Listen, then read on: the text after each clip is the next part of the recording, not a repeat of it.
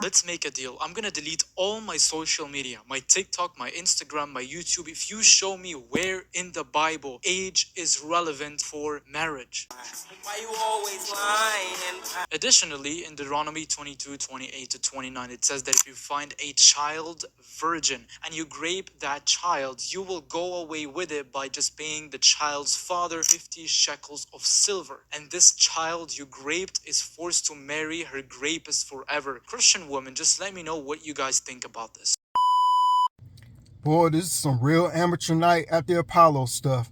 Well, if you want to look at sexual assault, you're looking at the wrong verse, first of all, because if you go to the 25th verse, this describes sexual assault on a woman.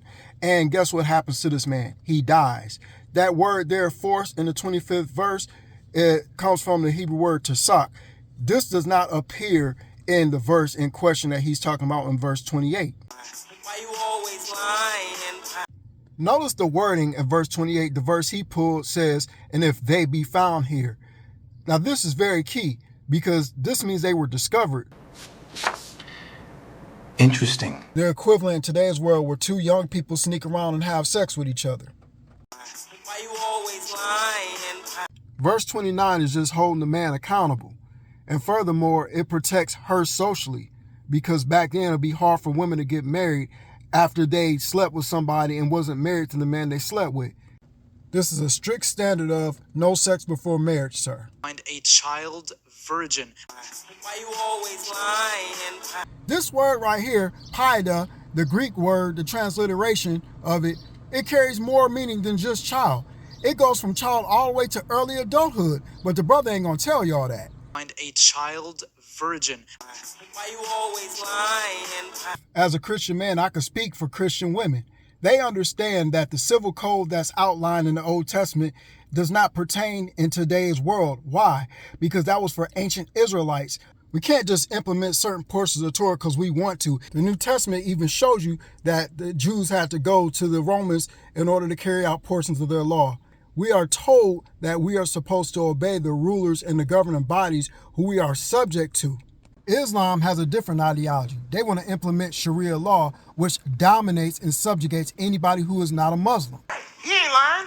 That's right. This is something that they want to institute globally.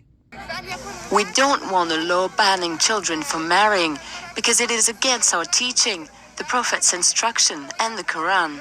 Find a child virgin. Why you always lying?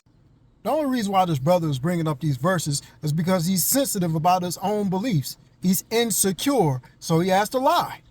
Find a child virgin. Why you always lying? In Mark chapter 5, there's a man named Jairus who wanted Jesus to heal his daughter, his little daughter.